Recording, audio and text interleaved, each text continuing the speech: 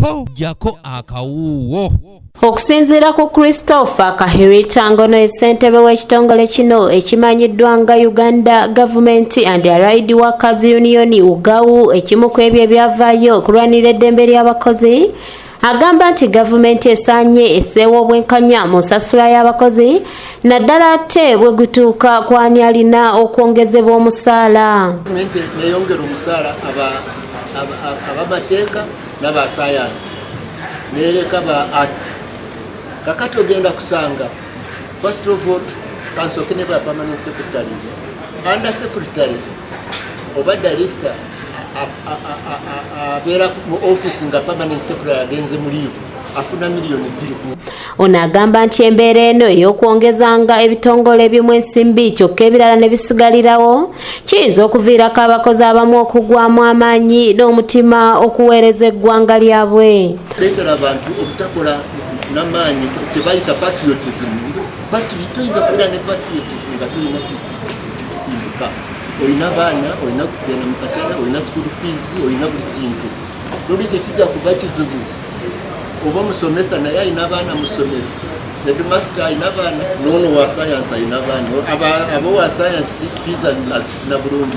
Benoni Mutwire, omuwandiisi w'enkalakkalira mu kitongole kino, agamba nti gavumenti yandifuddeyo nnyo ku bakozi baayo kuba be bagissa mu buyinza okusinga ate okusookanga okulowooza ku nteekateeka endala ng'abakozi tebannafiibwako.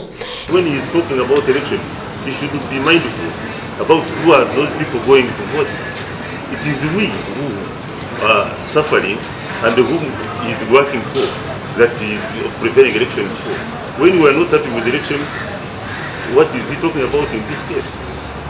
It is meaningless. Emmanuel Kato ngono yamyuka ssentebe w'ekitongole kino agamba nti bamaze ebbanga nga bateesa ne gavumenti okukola ku nsonga z'abakozi, wabula zino zikwatiddwa kasoobo kyokka nga ziri mu buwandiike.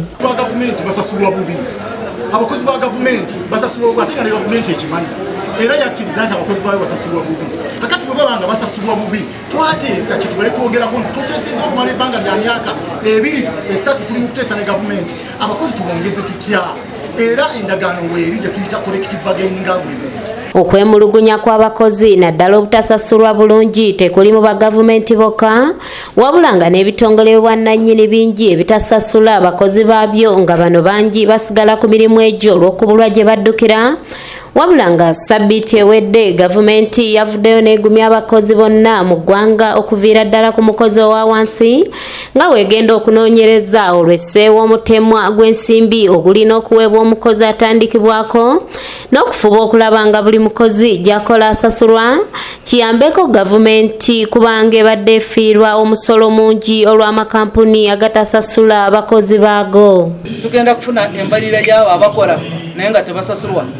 Naye era tusabye bakakenkufu bano ab'embalirira bagende babalirire waliwo abantu abamu abakeera ku makya nga tebalina programu okuva ku makya mpaka olw'eggulo, ate balya ne bakola ne babeera mu mayumba n'abeerawo nga teri namufaako, abantu ne babalabirira nga kateyamba naye nga amaaso agalina emikono agirina akola obwongo bwandibadde bukola.